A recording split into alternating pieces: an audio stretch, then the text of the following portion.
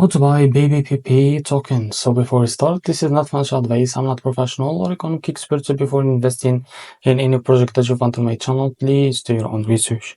So before going on with this token, go and check Direct's account and keep following their updates about this token. And now, as you can see, this token is available on the explainer.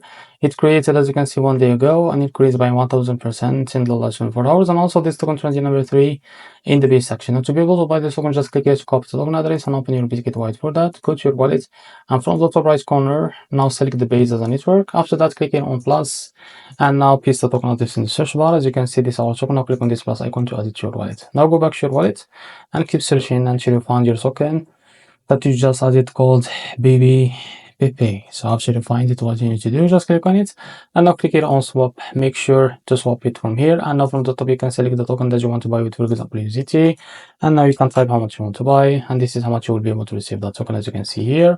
After that, click here on swap and you will be able to buy this token in your wallet. So this is how to buy baby Pepe token. If you found it very helpful, please like and subscribe. See you next video.